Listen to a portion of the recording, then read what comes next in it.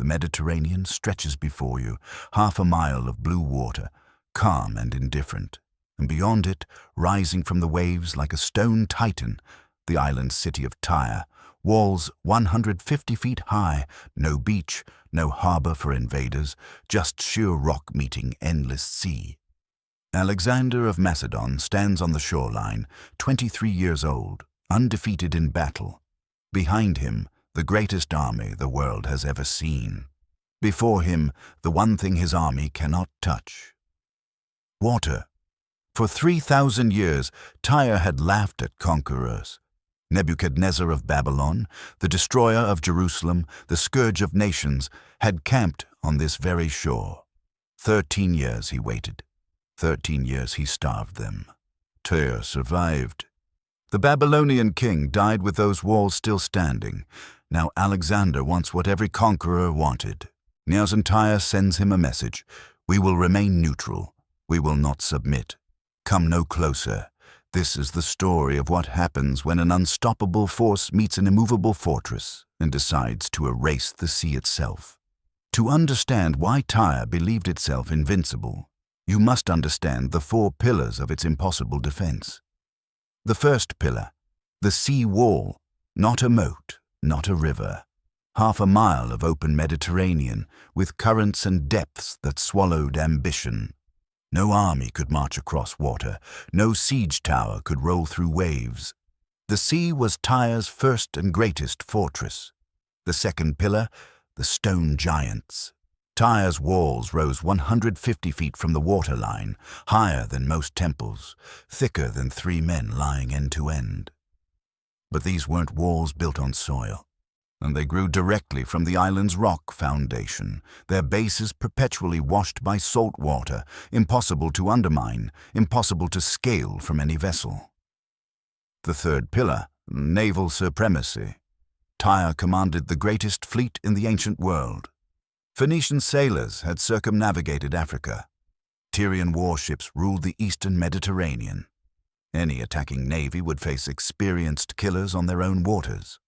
The fourth pillar, and this was the one that mattered most, was history itself. Tyre had never fallen. Not to Assyrians, not to Babylonians, not to Persians. The city collected failed sieges like trophies.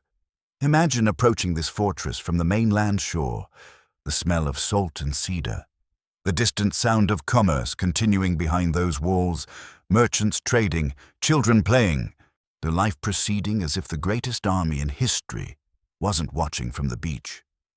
The Tyrians even conducted religious ceremonies in full view, their confidence a weapon sharper than any sword.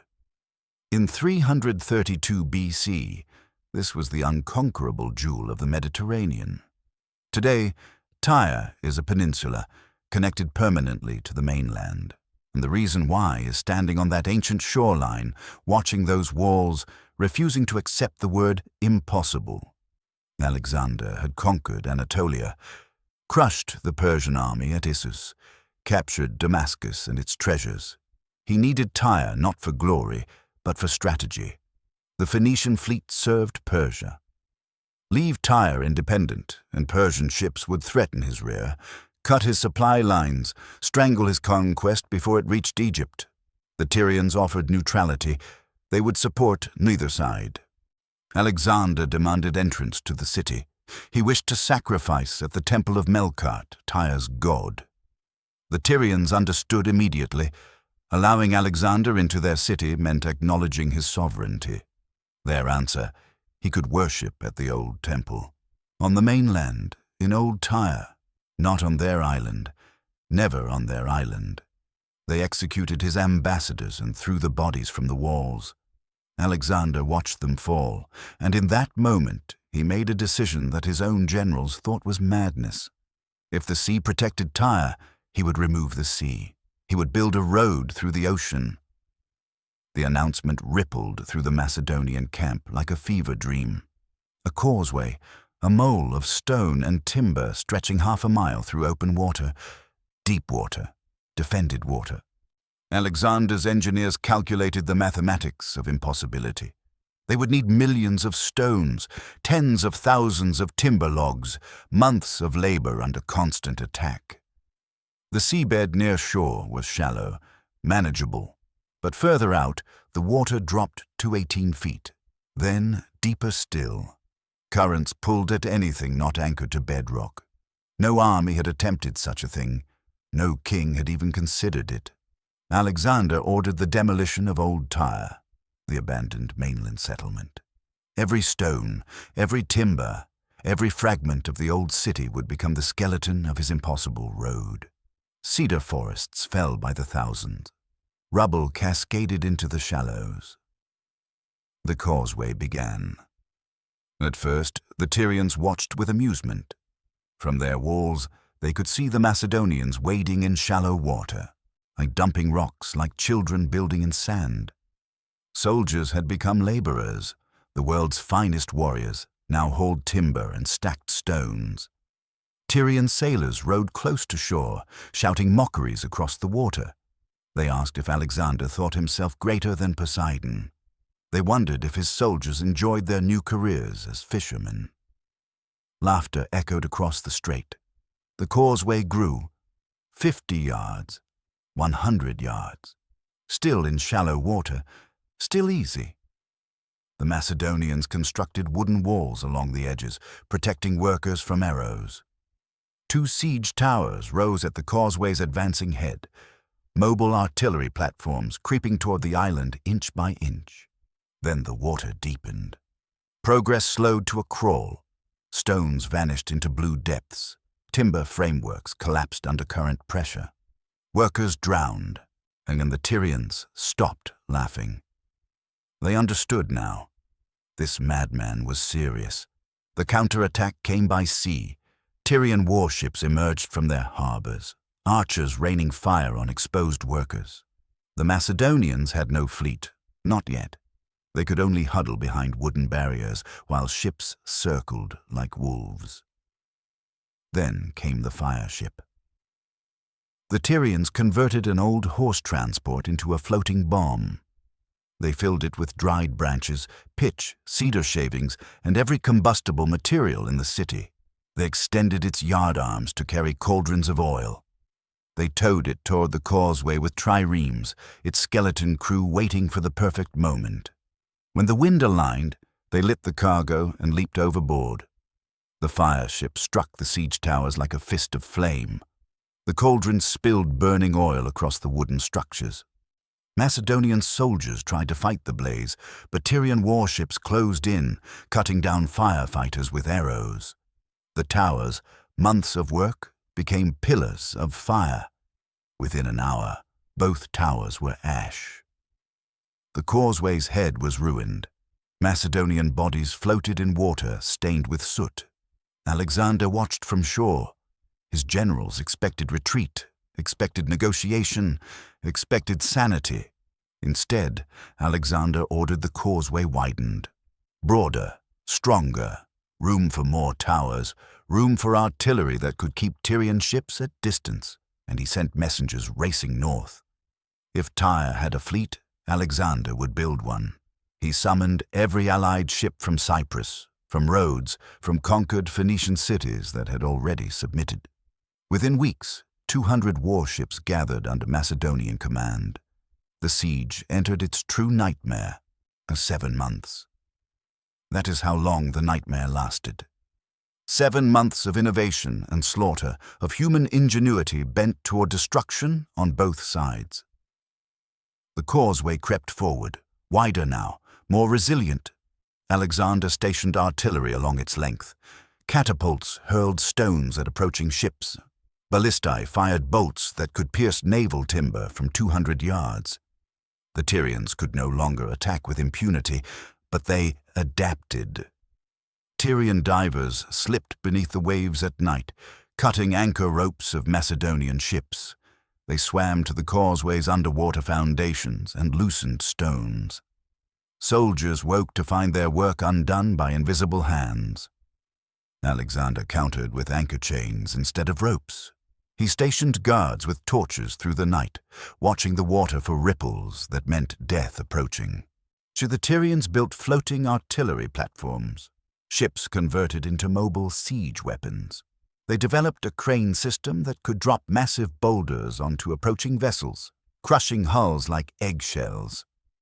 They heated sand in bronze shields until it glowed orange, then catapulted it toward Macedonian soldiers. The burning grains slipped beneath armor, beneath clothing, searing flesh in places men could not reach. The screams of soldiers clawing at their own skin echoed across the water, and still the causeway advanced. When Alexander's allied fleet arrived, the dynamics shifted. 200 warships now blockaded Tyre's harbors, north and south. The Tyrians were trapped on their island, their legendary naval supremacy neutralized by sheer numbers. Supply ships could no longer reach them. The siege became a stranglehold. But Tyre refused to break. They constructed towers on their walls that rose even higher, shooting down at Macedonian vessels from impossible angles. They stretched underwater cables across harbor entrances to snare ship rudders. They dropped rocks from cranes positioned at the wall's edge, sinking vessels that approached too close. Alexander responded with engineering madness of his own. He mounted siege towers on ships, floating platforms that could roll battering rams against sea-facing walls. He lashed vessels together to create stable artillery barges. The Mediterranean itself became a construction site. The psychological warfare intensified. Tyrians captured Macedonian prisoners and dragged them to the walls.